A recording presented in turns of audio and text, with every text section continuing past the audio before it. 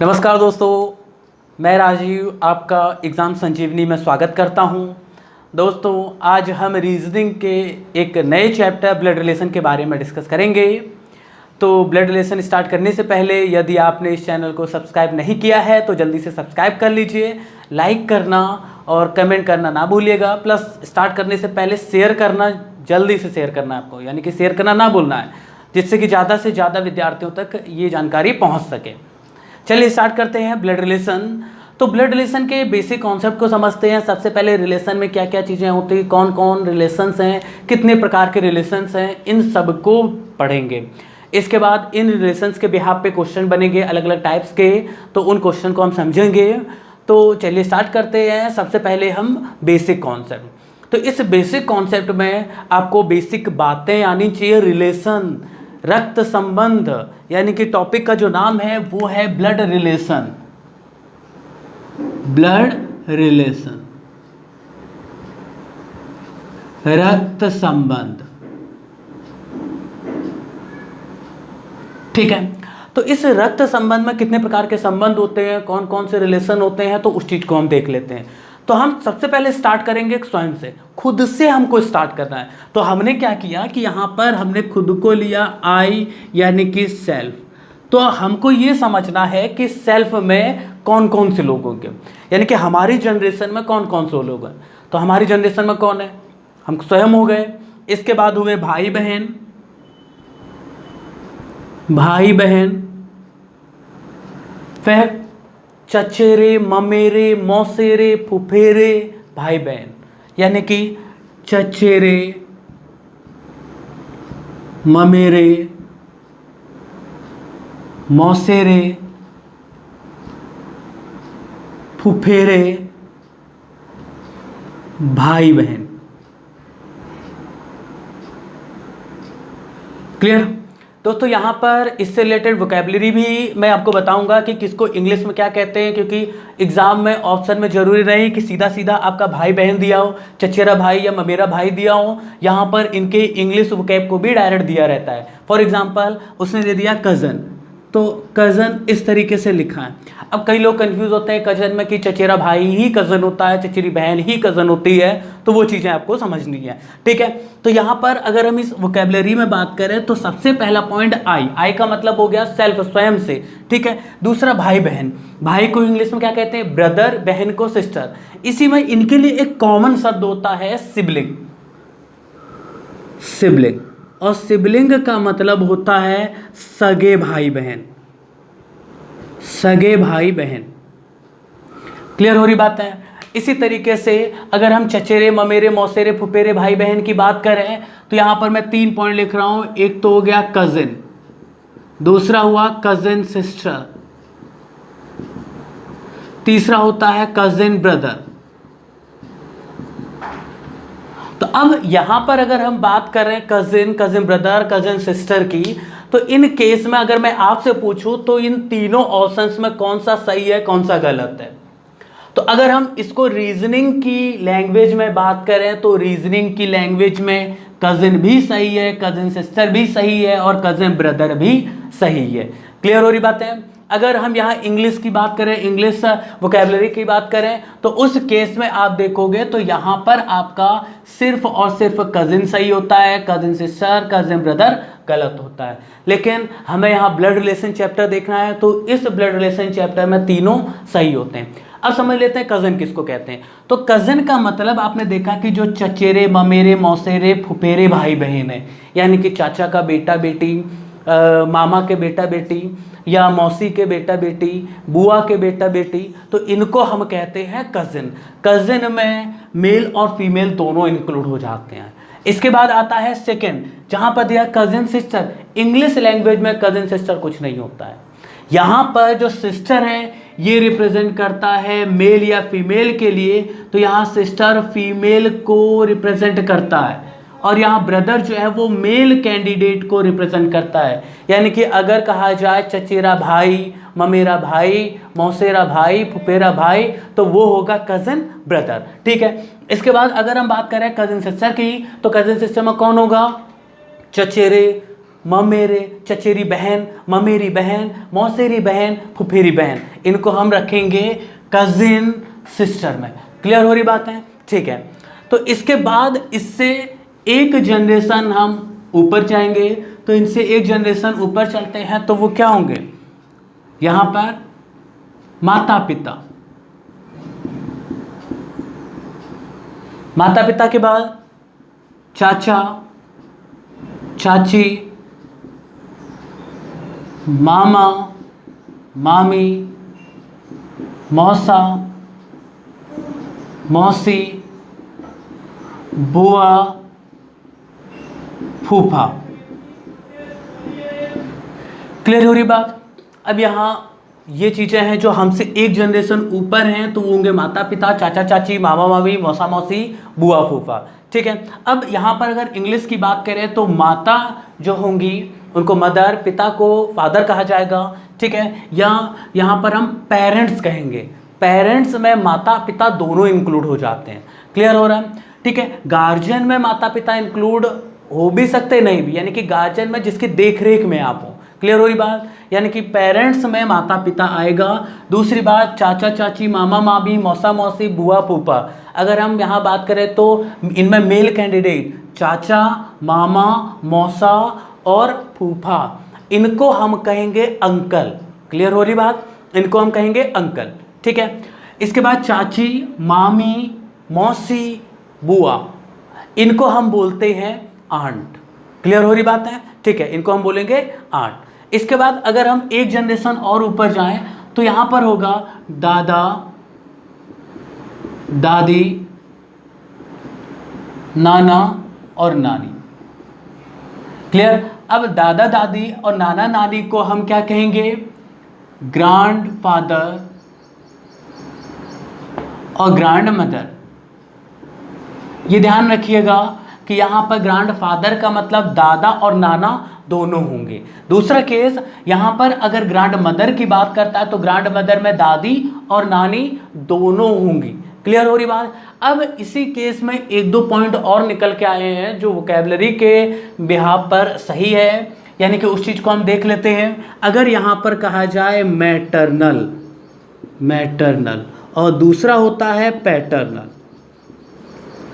Maternal का मतलब होता है माँ के संबंधी,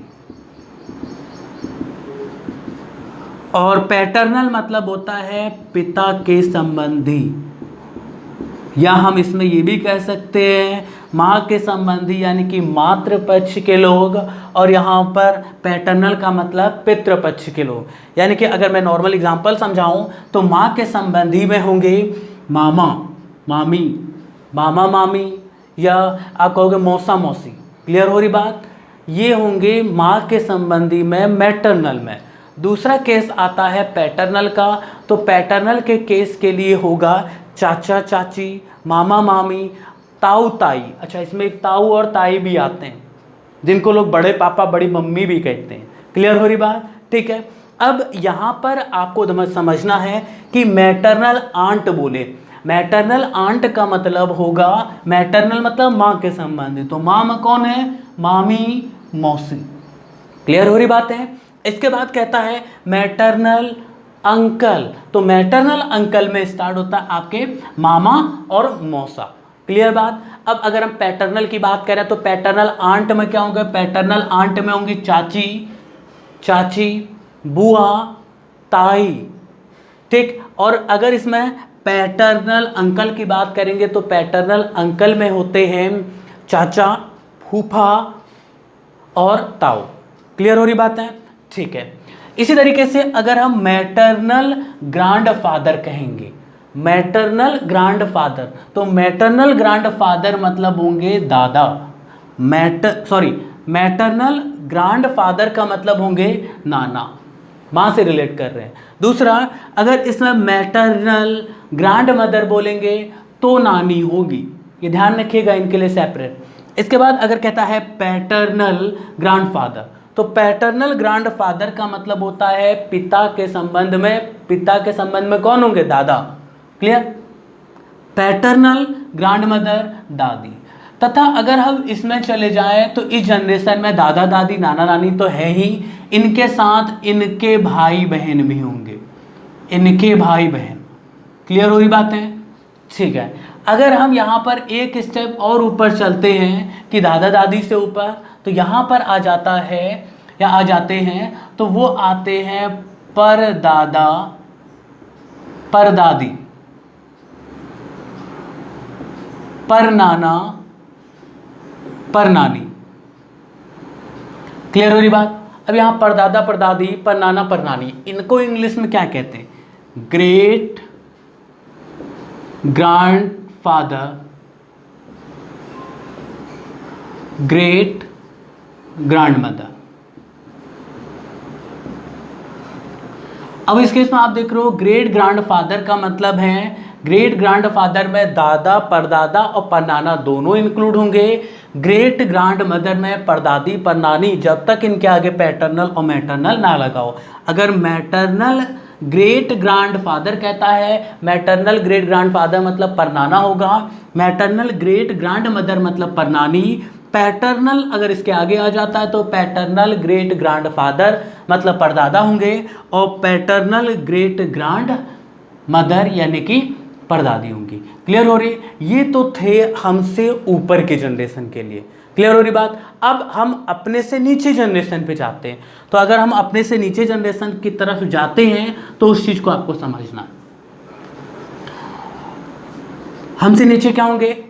पुत्र पुत्री। क्लियर हो रही? तो यहां पर होगा पुत्र पुत्री, इसके बाद भतीजा भतीजी, भतीजा भतीजी और भांजा भांजी, भांजा भांजी। क्लियर हो रही बातें? आई सेल्फ हमसे नीचे जो होंगे वो पुत्र पुत्री भतीजा भतीजी भांजा भांजी होंगी।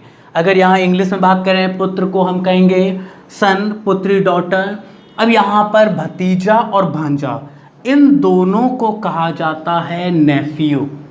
भतीजा और भांजा को कहा जाता है नेफ्यू, भतीजी और भांजी को कहा जाता है नीस। क्लियर हो रहा? अगर हम इसमें एक और पॉइंट ऐड कर ले, मैटरनल सन या मैटरनल नेफ्यू, तो ये ध्यान रखिएगा मैटरनल नेफ्यू या मैटरनल नीस, पैटर्नल नेफ्यू या पैटर्नल नीस। तो इस बात को ध्यान रखना है, पैटर्नल और मैटरनल जो है माँ और पिता के संबंधी हैं, और यहाँ से ये जो नीचे रिलेशन ये हमसे शुरू होते हैं। यानी कि अगर हमारी जनरेशन से ऊपर के लोग होंगे तो हम उनको मैटरनल या पैटर्नल से डिफाइन करेंगे, लेकिन हमसे नीचे जनरेशन में हम मैटरनल या पैटर्नल को डिफाइन नहीं करेंगे। क्लियर हो रही बात? ठीक है। अब यहाँ पर इसके बाद अगर हम नीचे जाते हैं तो यहाँ पर क्या होंगे? पौत्र पौत्री नाती नाती। क्लियर? अब एक और पॉइंट यहाँ पर आपको ध्यान रखना है कि भतीजा भतीजी भांजा भांजी। क्लियर? इस केस को समझने के लिए अगर कहा जाता है भाई भाई की संतान, भाई की संतान में जो होगा वो होगा भतीजा भतीजी। अगर मेल है तो भतीजा, फीमेल है तो भतीजी। अगर इसी तरीके से बहन की बात करें, बहन की संतान में क्या होंगे? भांजा और भांजी। क्लियर हो रही बात? इसी केस में अगर यहाँ पर जो पॉइंट कहा जाता है कि भाई की संतान मतलब किसी के रिस्पेक्ट में कोई मेल कैंडिडेट है, मेल कैंडिडेट का भाई है, उसकी संतानें क्या होंगी? भतीजा या भतीजी। क्लियर? अगर एक फीमेल कैंडिडेट है, फीमेल कैंडिडेट के भाई और बहन यानी जो फीमेल कैंडिडेट है उसके भाई के बच्चे भी क्या कहलाएंगे? भतीजा भतीजी। क्लियर हो रही बात? अगर इसी में एक फीमेल कैंडिडेट है और फीमेल कैंडिडेट के भाई, भाई के लिए तो हमने क्लियर कर लिया, फीमेल कैंडिडेट की बहन होगी तो उस बहन के जो बच्चे होंगे वो भांजे या भांजी होंगे। क्लियर हो रही बात? इसी तरीके से एक मेल कैंडिडेट है, उस मेल कैंडिडेट की बहन है, बहन के बच्चे जो होंगे वो होंगे भांजे और भांजियाँ। क्लियर हो रही बात? ठीक है, तो जल्दी से बाकी दोस्तों से भी अपने बोलिए कि जल्दी से सब्सक्राइब करें और लाइक करें, शेयर भी करें। क्लियर हो रही बातें? ठीक है, अब इसके बाद हम नेक्स्ट पौत्र पौत्री की तरफ इंग्लिश में जाएंगे, तो इनको कहेंगे ग्रैंडसन, ग्रैंडसन और डॉटर, ग्रैंडसन, ग्रैंड डॉटर। यहां पर कोई डिफरेंस नहीं है, grandson paternal grandson, maternal grandson नहीं है। यहां पर जो है ग्रैंडसन मतलब पौत्र नाती, यानी कि पोता नाती या पौत्र जो है इनको कहेंगे ग्रैंड सन। क्लियर? पोती, नातिन, पौत्री, इन सब को कहा जाएगा ग्रैंड डॉटर। क्लियर हो रही बात? ठीक है, अब इनसे एक जनरेशन नीचे की बात करें तो इनसे एक जनरेशन नीचे में कौन आएगा? इसमें आएंगे परपौत्र, परपौत्र, पौत्री, परनाती, नातिन। क्लियर हो रही बात? परपौत्र, परपौत्री, परनाती, परनातिन। अब अगर आप यहां देखो तो इनको इंग्लिश में कहा जाएगा great grand daughter, great grand son.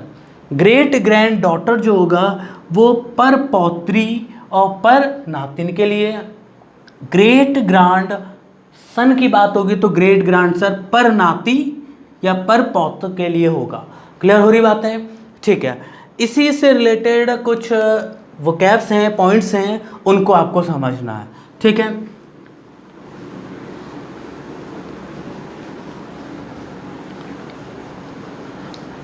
तो पहला पॉइंट पितामह।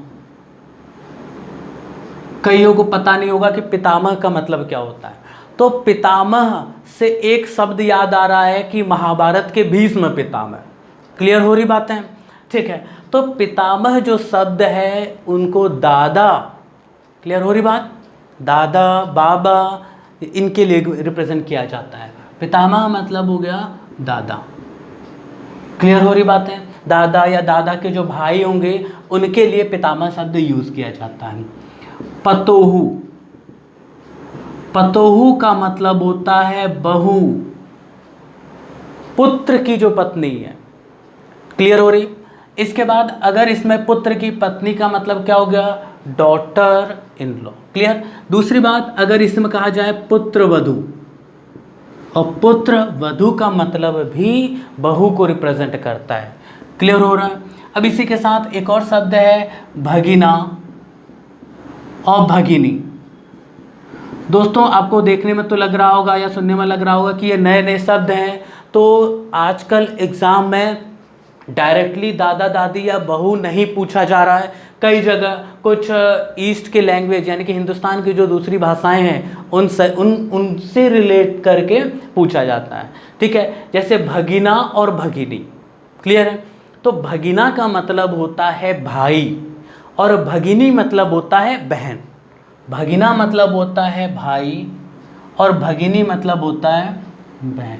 क्लियर हो रही बात है? ठीक है, इसी केस में इन लॉस की बात करें,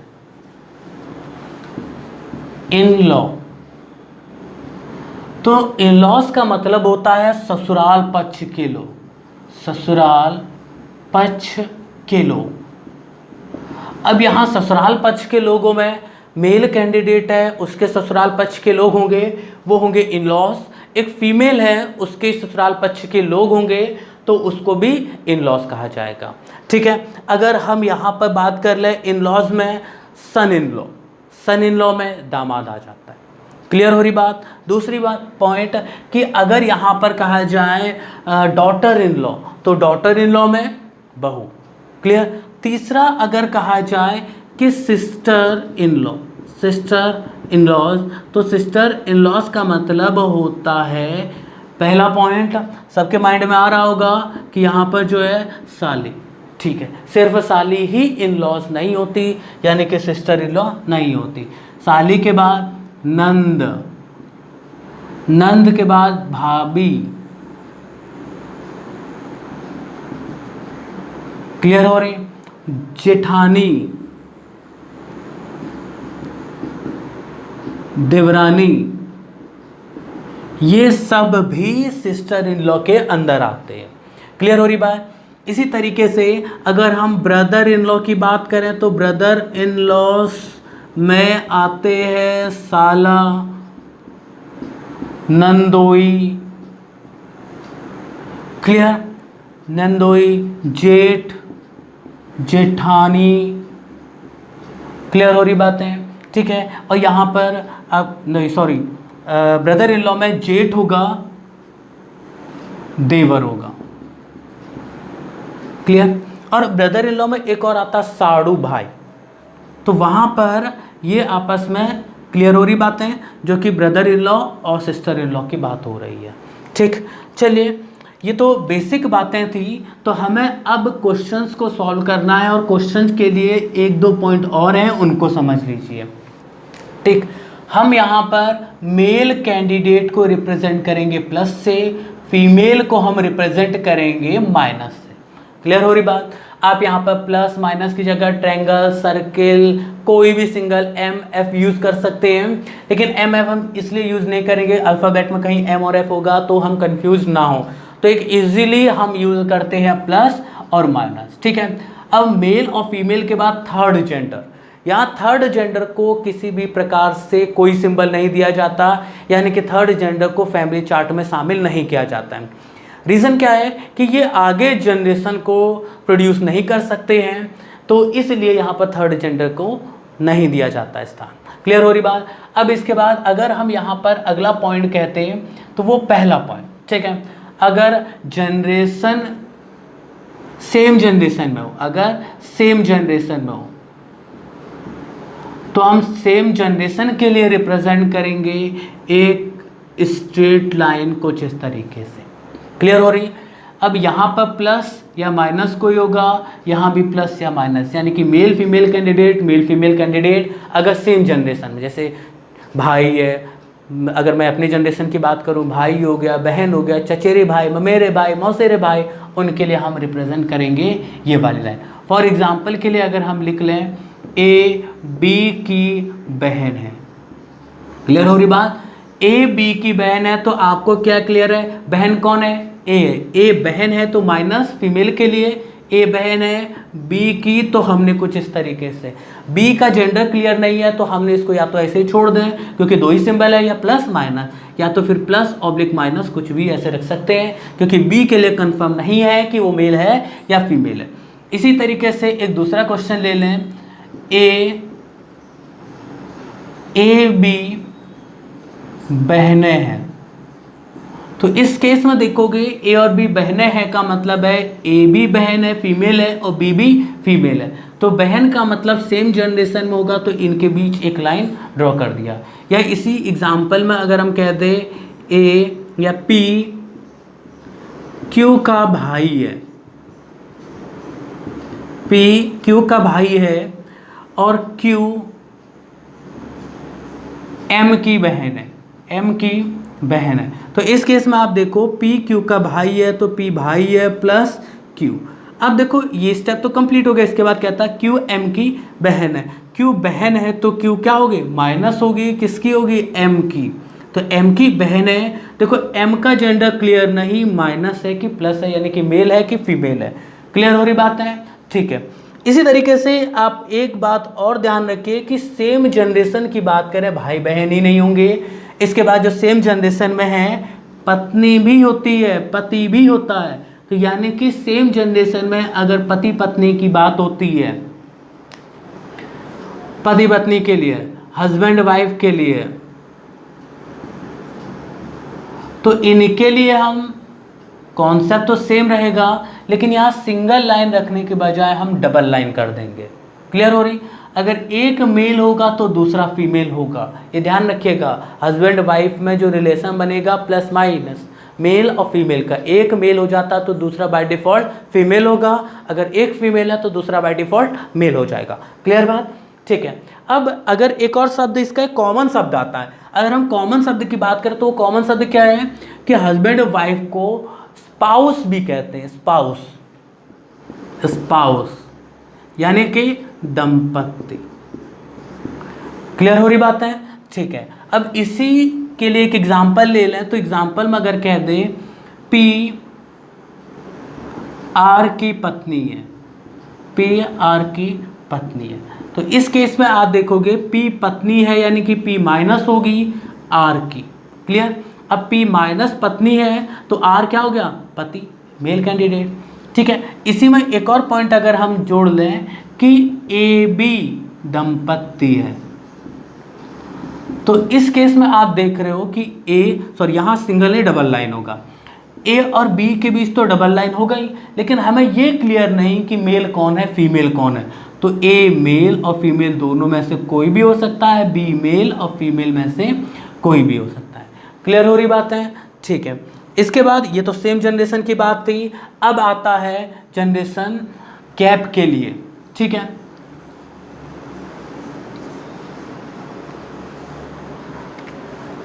सेकेंड पॉइंट आता है जनरेशन गैप।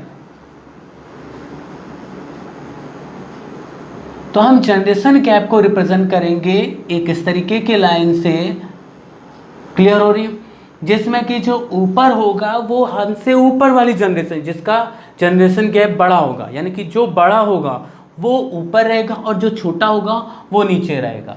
क्लियर हो रही बात? ठीक है, फॉर एग्जाम्पल अगर हम लिख ले यहाँ पर कि ए बी का पिता है, तो आप देख रहे हो ए बी का पिता है, मतलब पिता कौन है? ए है ना। ए बी का पिता, ए पिता है तो हमसे ऊपर जनरेशन में, जब ऊपर जनरेशन में जाएगा तो ऊपर कौन होगा? ए, और नीचे कौन होगा?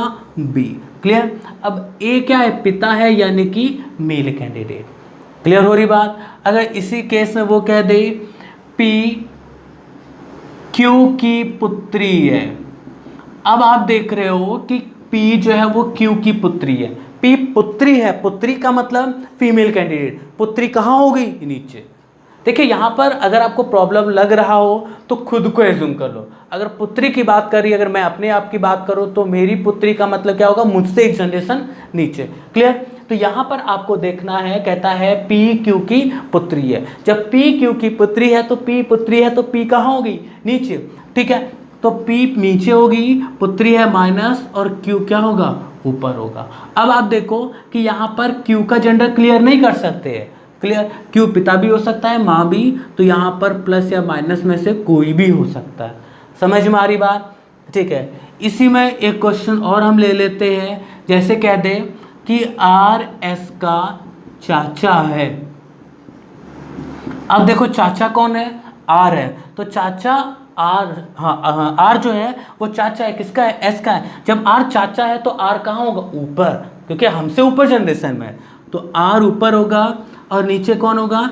एस। ये क्या है? चाचा। तो हम यहाँ पर एक छोटा चाचा रिप्रेजेंट करने के लिए हम लिख सकते हैं इस तरीके से, या इसी को हम अगर थोड़ा सा विस्तार फॉर्म में लिखें तो क्या होगा? एस के जो पिता होंगे, पता नहीं उनका नेम क्या है, पिता, और पिता के भाई मतलब यहाँ पर प्लस। अब देखो एस है, एस के पिता, पिता के भाई कौन है? आर। क्लियर हो रही बात? तो यहाँ पर आप इस चीज़ को देख लीजिएगा, समझ लीजिए। अगर ना समझ में आ रहा है एक बार फिर स्टार्टिंग से इसको फिर से देख लो। क्लियर हो रही बात? ठीक है, तो ये कुछ पॉइंट थे जिनको हमें बेस मानते हुए आगे चलना है। ठीक है, तो इससे अब जो क्वेश्चंस हैं, इनसे रिलेटेड क्वेश्चंस, तो उनको हम सॉल्व कर लेते हैं। ठीक है, तो जैसे कि पहला क्वेश्चन जो दिखा है वो मैं लिख रहा हूँ। तो इस पहले क्वेश्चन में कहा गया है कि आर क्यू की पुत्री है। क्वेश्चन है आर क्यू की पुत्री है, एम बी की बहन है, एम बी की बहन है, जो क्यू का पुत्र है, जो क्यू का पुत्र है। क्लियर? तो अब प्रश्न कहता है एम का आर से क्या संबंध है? एम का आर से क्या संबंध है? क्लियर हो रही बात? ठीक है, तो अब यहां पर आपको एक पॉइंट समझना है। ठीक है, जैसे आपने क्वेश्चन देखा आर क्यू की पुत्री है, एम बी की बहन है, जो, अब ये जो है ये किसको रिप्रेजेंट करेगा? तो ध्यान रखिएगा, एक छोटा सा पॉइंट मैं जल्दी से यहाँ डिस्क्राइब कर रहा हूँ तो उस चीज़ को आप समझ लो कि जैसे कह दे ए बी की बहन है, जो Q का भाई है, मैंने इसको नहीं लिया, थोड़ा सा चेंज कर लिया, A B की बहन है जो Q का भाई है। अब देखो यहाँ पर A जो है ये फर्स्ट पर्सन होगा, B जो है वो ये सेकंड पर्सन होगा। क्लियर हो रही बात। अब इस पॉइंट पर यहाँ पर कनेक्टर है जो, ये पहला स्टेटमेंट तो पूरा कंप्लीट है, जो कि लिखा है A B की बहन है। क्लियर हो रही बात, ठीक है। अब इसके बाद कहता है नेक्स्ट, जो B का भाई है। देखिए जो B का भाई है का मतलब क्या हो रहा है कि अगर यहाँ कनेक्टर जो आए, जिससे आए, जिसके आए, यानी कि अगर मैं इंग्लिश की बात करूं WH वाले वर्ड, हु, हुज, हुम, विच, जो अगर यहाँ पर आते हैं कनेक्टर, ध्यान रखिएगा क्योंकि पूरी रीजनिंग में आपको जो और इससे रिलेटेड बातें मिलेंगी। तो अब आपने यहाँ पर देखा कि जो, जिसे, जिसके और WH वाले वर्ड दिए गए हैं, तो ये Q जो है ये Q रिप्रेजेंट करता है नियरेस्ट को, सेकेंड पर्सन को, या नियरेस्ट, निकटवर्ती। Q के करीब कौन है? B, तो ये B रिप्रेजेंट करेगा Q के लिए। ठीक है, तो अब क्या करना है, A B की बहन है, ये कंप्लीट था, जो हटा दो, जो की जगह क्या रखना है? B, B Q का भाई है। क्लियर हो रही बात है, ठीक है। अब इसी में एक छोटा सा पॉइंट और है, जो कि आपने देखा है कि ए बी का भाई जो आए। अब मान लीजिए कि यहां पर जो ना हो, इसका जो दूसरा पॉइंट है, इसमें अगर मान लीजिए कि यहां जो ना हो, तो जो की जगह कुछ और हो, जैसे यहां और दे दे, तथा दे दे, या दे दे, किंतु दे दे, परंतु दे दे, लेकिन दे दे, जबकि दे दे।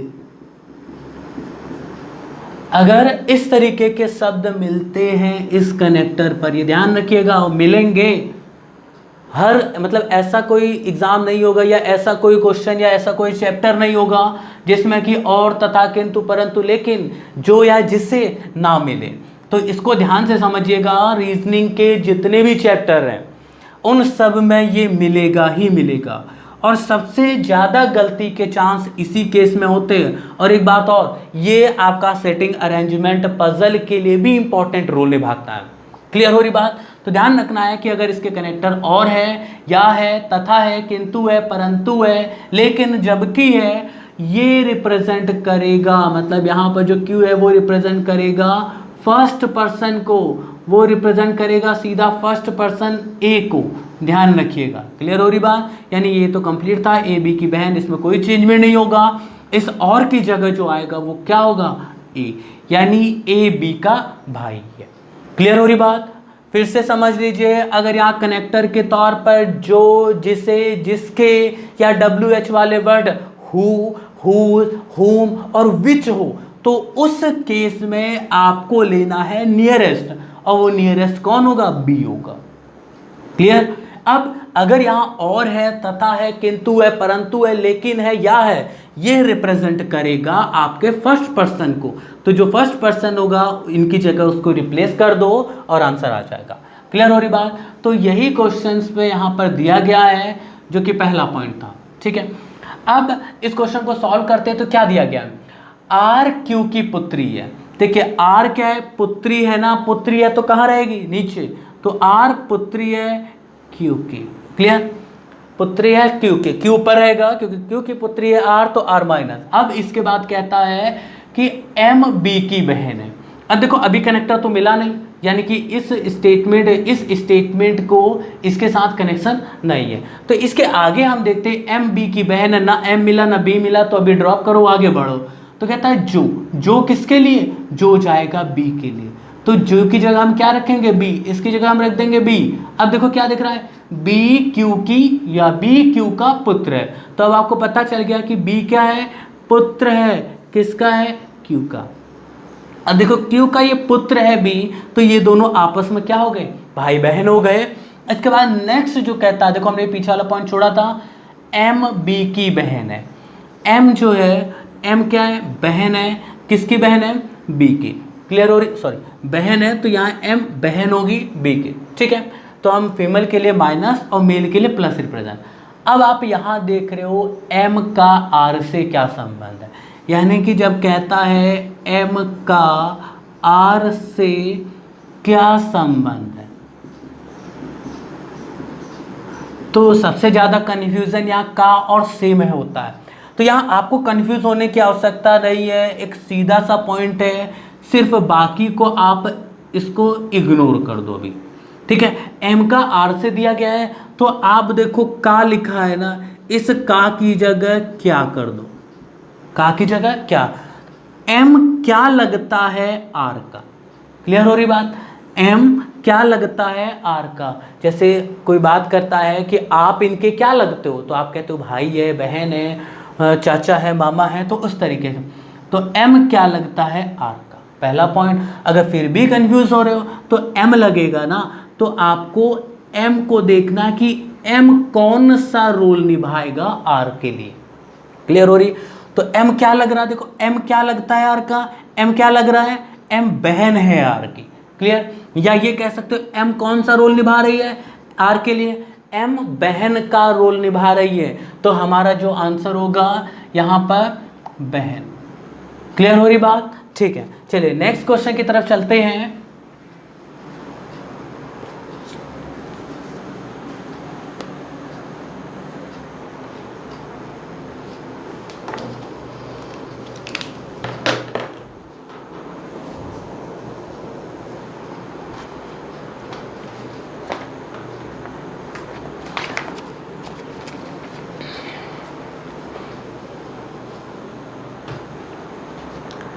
चलिए देखते हैं। तो यहाँ पर कहता है अगला क्वेश्चन ए बी का भाई है। क्वेश्चन है ए बी का भाई है, दूसरा सी बी की माँ है, एम सी की बहन है, एम सी की बहन है, ठीक है। तो बी का एम से, बी का एम से क्या संबंध है। दूसरा क्वेश्चन भी जल्दी से लिख लेते हैं। चलिए फिर पहले इसी को सॉल्व कर लेते हैं फिर आगे। अब यहां पर कहता है ए बी का भाई है, तो आपको क्या करना है, ए भाई है प्लस किसका है, बी का। तो ए भाई है, बी के लिए भी जेंडर क्लियर नहीं है। फिर कहता है सी बी की माँ है, बी की माँ है मतलब माँ ऊपर होगी, माइनस होगी बी से, बी की माँ, माँ ऊपर है जनरेशन में तो माइनस, लेकिन बी का भी जेंडर क्लियर नहीं है।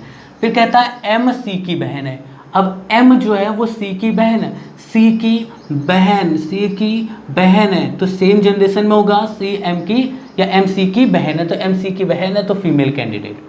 फिर कहता है बी का एम से, अब कह दो बी का नहीं, बी क्या, बी क्या लगता है एम का, तो बी क्या लगेगा एम के लिए, देखो बी क्या लगेगा, बी एम के रिस्पेक्ट में कह रहे हैं तो एम की बहन का बेटा है, तो एम की बहन का बेटा होता, बहन का बेटा मतलब भांजा और बहन की बेटी मतलब भांजी। तो इस केस में देखो बी कौन सा रोल निभाएगा एम के लिए, भांजा या भांजी का रोल निभाएगा और एम मौसी का रोल निभाएगा।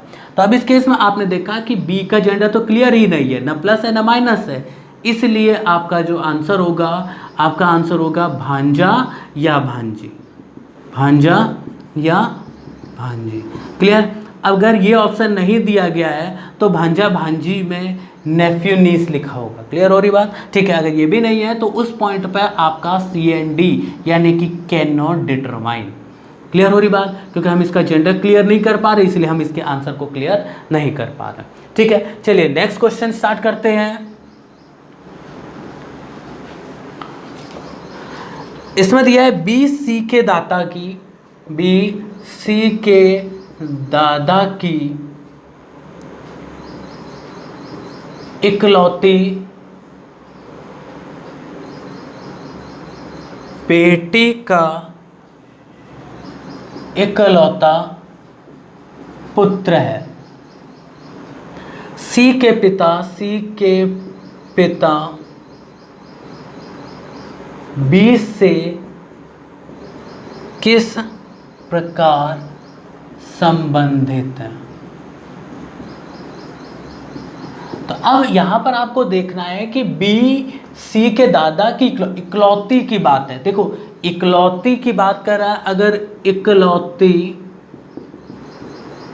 बेटी की बात करेगा तो इकलौती बेटी का मतलब होता है, इकलौती बेटी का मतलब एक बेटी होगी, यानी कि गर्ल चाइल्ड एक होगी, बॉय चाइल्ड का क्लियर नहीं, मतलब कम से कम एक लड़की होगी, यानी कि गर्ल चाइल्ड सिंगल, और बॉय ग्रेटर और इक्वल 0। बेटा एक हो सकता है, एक भी नहीं हो सकता है, 2 हो सकते हैं, 3 हो सकते हैं, क्लियर। इसी तरीके से अगर इकलौते भाई की बात करता है, इकलौता भाई या सॉरी इकलौता बेटा, तो इकलौता बेटा मतलब बॉय चाइल्ड एक होगा, गर्ल चाइल्ड ग्रेटर और इक्वल 0, यानी कि बेटा तो एक होगा ही होगा, बेटी का क्लियर नहीं, बेटी एक भी हो सकती, 2 भी, 3, लेकिन बेटा सिर्फ एक होगा। अगर कहता है इकलौती संतान, इकलौती संतान का मतलब होगा कि एक ही होगा, इकलौता मतलब एक, इकलौती संतान का मतलब एक ही संतान होगी, पुत्र हो या पुत्री सिर्फ एक, गर्ल और बॉय में से सिर्फ एक होगा। क्लियर हो रही बात? ठीक है। इसके बाद हम इस क्वेश्चन को आगे सॉल्व करते हैं। तो क्या कहता है, देखो, बी सी के दादा की इकलौती बेटी, बी जो है वो सी के दादा, अब देखो सी के दादा है तो सी हो गया, सी के दादा ये पिता होंगे, क्लियर, तभी तो दादा होगा, पिता और पिता दादा, ठीक है। तो अब यहाँ पर क्लियर कह रहा है कि बी जो है वो सी के दादा की इकलौती बेटी, सी के दादा ये हो गए, तो सी के पिता सी के दादा, अब इन दादा की इकलौती बेटी, इकलौती बेटी मतलब बेटी एक है, क्लियर हो रही बात।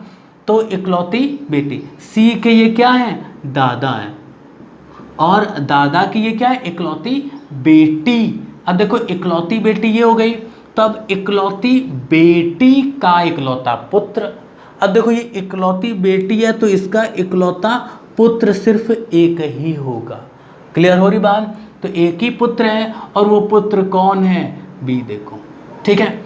बी जो है, अभी देखो आप बी को अगर अलग कर लेते हो, कोशिश करो बी को भी अलग करो, तो क्या कहता है, सी के दादा की, सी के पिता हो गया, सी के दादा, दादा की इकलौती बेटी, क्लियर, दादा की इकलौती बेटी एक ही होगी, इकलौती बेटी का इकलौता पुत्र, अब इकलौते पुत्र कौन है, बी है, क्लियर हो रही बात। आप यहाँ इस चीज को फिल करोगे, ठीक है। इसके बाद कहता है सी के पिता, सी का पिता कौन है, ये, सी के पिता बी से किस प्रकार संबंध है, तो सी के पिता, यहाँ हम इसको कहते हैं सी के पिता का बी से किस प्रकार संबंध है, तो का किसके आ रहा है, सी के साथ, तो यानी कि सी के पिता के साथ आ रहा है, तो सी के पिता क्या रोल निभाएंगे बी के लिए, देखो सी के पिता कौन सा रोल निभाएंगे, तो बी की माँ का भाई है ना, तो बी के माँ के भाई मतलब मामा, यानी कि जो सी के पिता है वो रोल निभाएंगे बी के लिए मामा का, और बी निभाएगा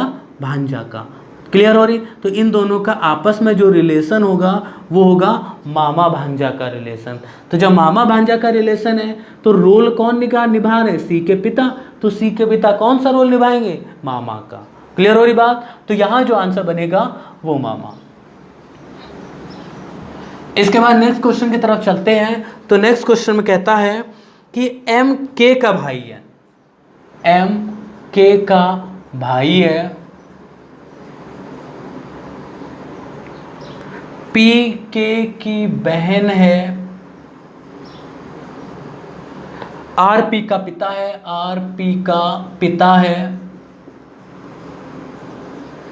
के आर से किस प्रकार संबंध है, के आर से किस प्रकार संबंध है।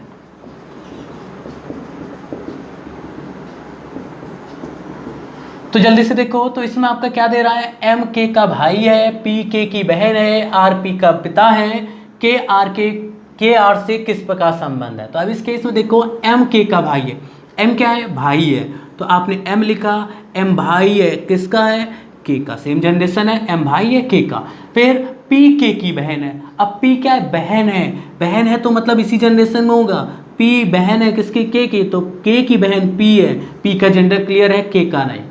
फिर कहता है आर पिता है पी का, तो आर पिता मतलब ऊपर जाएगा, तो आर यहाँ पर चला गया, पिता है किसका, पी का, तो पी का पिता। अब देखो अगर आप इसमें ध्यान से देखेंगे तो आर की पुत्री है, बाकी सेम जनरेशन में, तो आर का ये संतान है, क्लियर हो रही।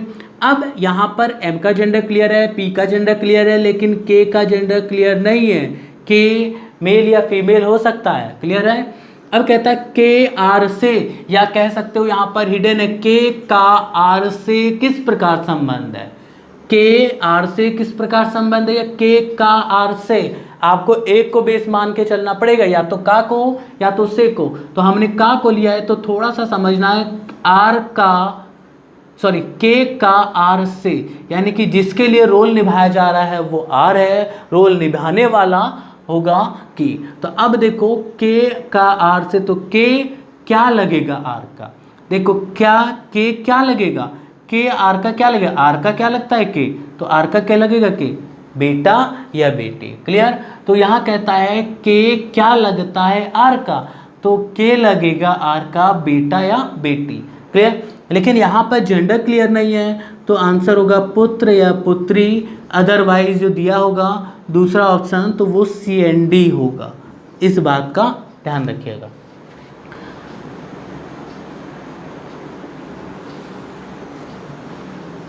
नेक्स्ट क्वेश्चन में कहता है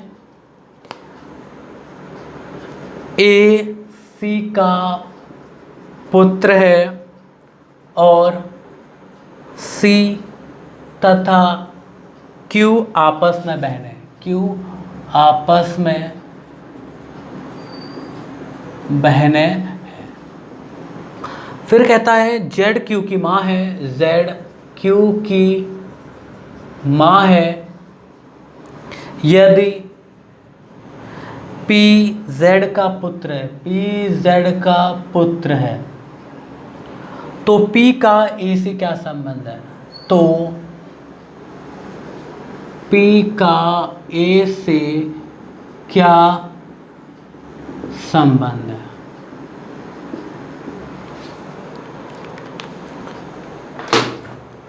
तो अब देखो यहां पर क्या दिया है, A C का पुत्र है और C तथा Q आपस में बहनें हैं, Z Q की माँ है, यदि P Z का पुत्र है तो P का A से क्या संबंध है।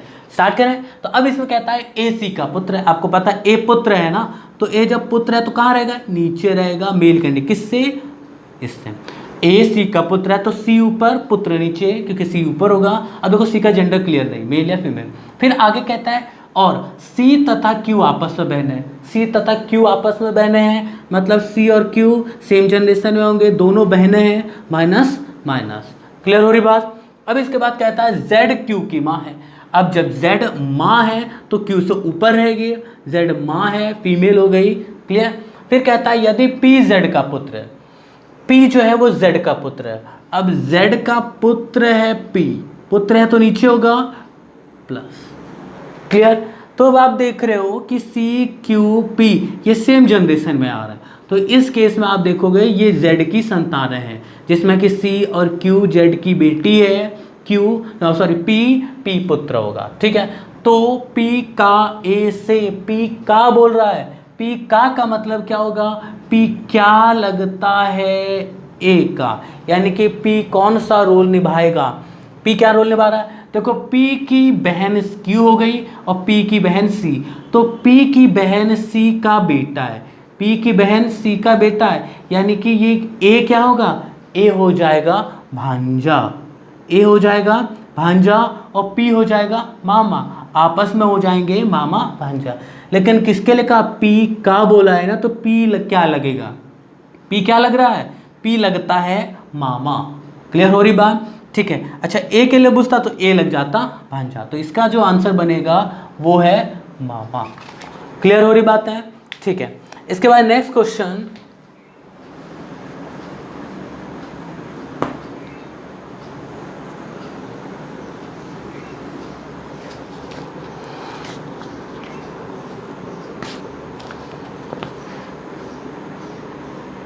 अगर F A का भाई है, अगर F A का भाई है, C A की पुत्री है, C A की पुत्री है, K F की एकमात्र बहन है, K F की एकमात्र बहन है, तथा जी सी का भाई है, तथा जी सी का भाई है, तो जी का चाचा कौन? तो जी का चाचा कौन? क्लियर? अब चलिए इसको सॉल्व करें। तो सबसे पहले कहता है एफ ए का भाई है, तो एफ क्या है? भाई है, यानी कि प्लस किसका है? ए का। क्लियर? ए का जेंडर क्लियर नहीं है। आगे कहता है सी ए की पुत्री है, जो सी है पुत्री है तो वो नीचे जाएगी, माइनस हो गई किसकी? ए की। ए की पुत्री, पुत्री मतलब नीचे। क्लियर? इसके बाद कहता है के एफ का एकमात्र बहन है, के जो है वो एफ की एकमात्र बहन है, के एफ की एकमात्र बहन है, मतलब एफ की बहन है के। क्लियर? जब एफ की बहन है के तो ये माइनस होगी, एकमात्र है तो एफ की केवल ये बहन है तो ए क्या हो जाएगा? भाई हो जाएगा। क्लियर हो रही बात? एफ की एकमात्र बहन के है तो के माइनस होगा, और अब एक ही बहन होगी, दूसरी बहन नहीं, तो दूसरा क्या हो गया? भाई हो गया। तथा जी सी का भाई है, अब जी जो है वो सी का भाई है, तो सी का भाई मतलब सी की जनरेशन में जाएंगे, सी के जनरेशन एक स्ट्रेट लाइन, भाई है, सी का भाई जी। फिर कहता है जी का चाचा कौन? अब आप देखो जी का चाचा, ये आपस में जो है एक ही संतानें हैं, तो एक ही संतान मतलब जी जो ए है वो क्या होगा? ए पिता होगा। क्लियर? तो ए पिता है तो पिता का भाई कौन है? एफ, तो यानी कि एफ क्या होगा? चाचा होगा जी के लिए। क्लियर? तो उसी ने कहा है जी का चाचा कौन, तो जी का चाचा कौन है? आंसर हो गया एफ। क्लियर हो रही बात है? ठीक है।